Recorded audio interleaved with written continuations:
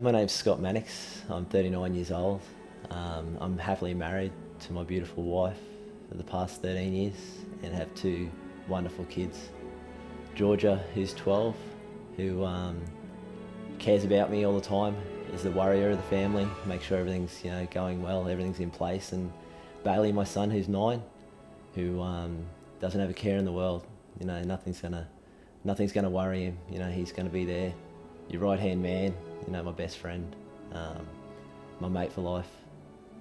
18 months ago, I was diagnosed with MS, and from that time on, life as we know it, as our family, changed. We didn't really know where we were heading and what path we were gonna go down. People ask me what is MS. I know what I feel day to day. I know the symptoms I wake up with. I know the relapses you have. MS is something that I've learned to live with, and will continue to live with, and just play it 6 months by 6 months. That's what I keep saying to myself and my family. That's 6-month targets, because that's when I go and see my neurologist. If I get through to that 6 month without any problems, I know the MS is going well. It can keep going well. It can be there, and I'll just deal with it the best way I can.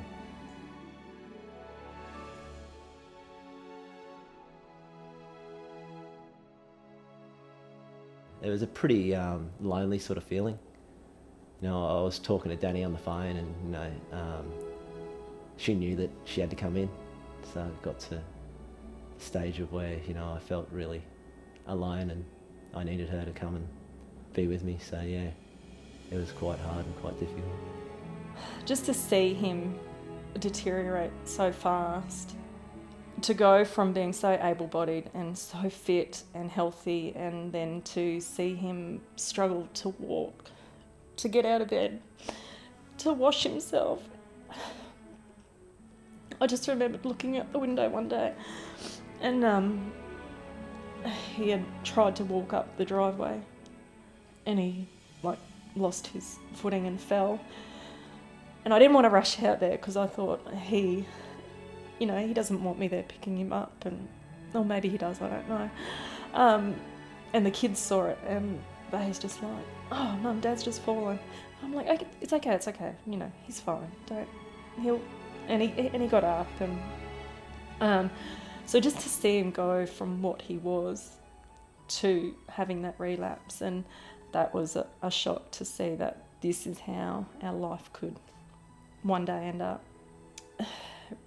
But I was surprised. He was really good. He didn't want to stay at home. He didn't want to lock himself in the house. The first few days he was pretty bad and didn't want to go out.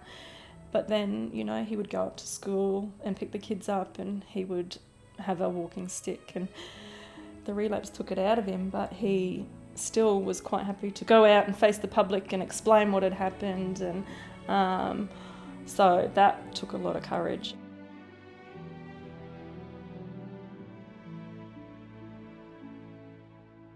Two years ago, I was living a normal, happy life, that everything was going to plan, everything was good, and I received the news that I had MS. All of a sudden, walking my daughter down the aisle when she got married wasn't as real as what I thought it was going to be. Playing cricket in the backyard with my son, maybe that wasn't going to last forever. The uncertainty with my MS and MS in general is what the future is going to be like in the next 10 to 15 years. Will I be house ridden? Will I be dependent on getting around in a wheelchair? Will I be dependent on people? I can only hope and pray that this debilitating disease doesn't take me down the path of needing to be dependent on carers and my wife and my family and kids to take care of me. I still feel like a reasonably young 39-year-old man whose outlook on life wasn't as great as what it was 18 months ago. So at the moment I am keeping positive and I rely on my family at the moment to be my pillar of support, not the people that are going to be caring for me if it gets to that situation. I know you guys out there love riding as much as I do, but are you riding for the same reason I am? I'm riding to raise money and awareness for people living day to day with MS. So I encourage everyone out there to raise as much funds as you can to help people living with MS and to make their quality of life a lot better. Thanks for your support.